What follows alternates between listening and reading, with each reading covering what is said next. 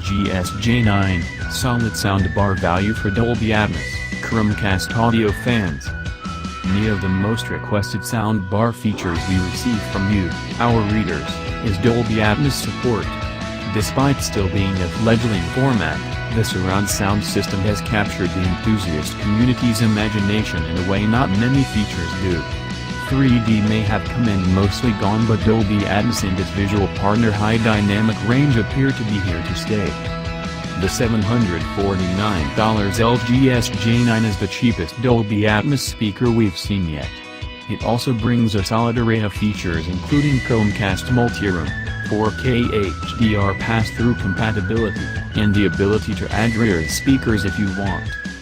The good news is that the SJ9's up-firing speakers do add some spaciousness to its sound.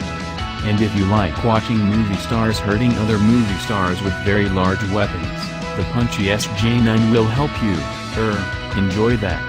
If, on the other hand, you like rock stars trying to hurt you emotionally, then it's not the first speaker system we'd recommend.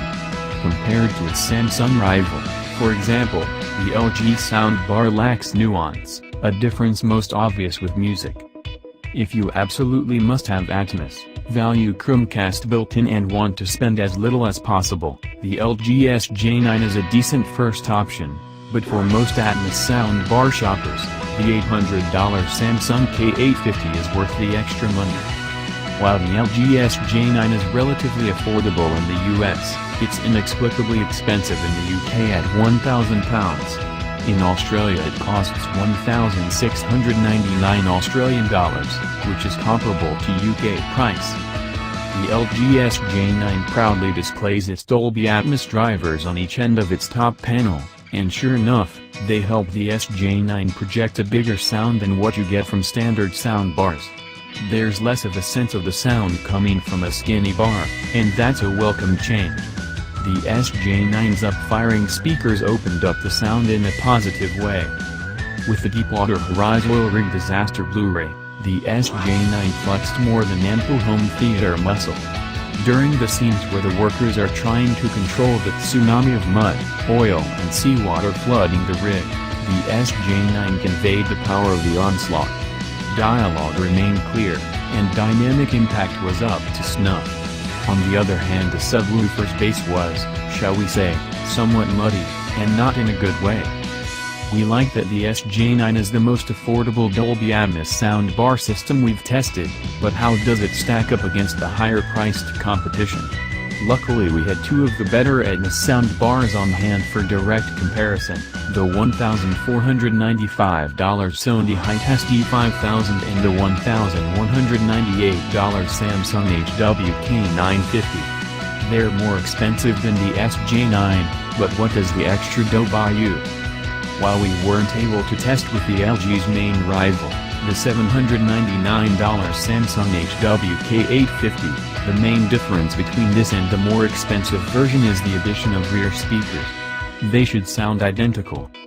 We used one of our favorite old demo discs, The House of Flying Daggers, and went straight to the Circle of Drums scene, and put the SJ9 through its paces. When blind dancer Mai Zhang jumps and kicks the drums, the bass notes she produced were satisfyingly deep and powerful. The $1,500 Sony Hi-Test E5000 system was clear overall, and its bass definition handily trumped the SJ9's. Frankly, we were amazed by the way the Hi-Test E5000 reproduced the drum's bass transients. They were clean, fast, and powerful. The SJ9 was potent, but nowhere as precise. When we played quieter scenes with Mai in the bamboo forest with the Samsung HWK950, that one had the advantage of featuring a pair of wireless surround speakers that we placed behind us in the Connect listening room. The sense of being in the forest, with the sounds of birds and insects coming from all around, was better on the HWK950 than on the SJ9. That's the benefit of a bona fide 5.1 channel system. It really did produce a more immersive soundscape of movies than the SJ9 or Hi-Test E5000. When we settled back down and just listened to the SJ9 on its own, scene after scene of mass destruction with Transformers, Age of Extinction, The SJ9 successfully pummeled our eardrums without sounding like it was working very hard. As for music, the SJ9 sounded decent enough with the acoustic tunes from Jason Estelle's new The Nashville Sound album, with sound more or less on par with the Hi-Test E5000. However, we did find the subwoofer to be quite directional and had to move it next to the speaker for better integration.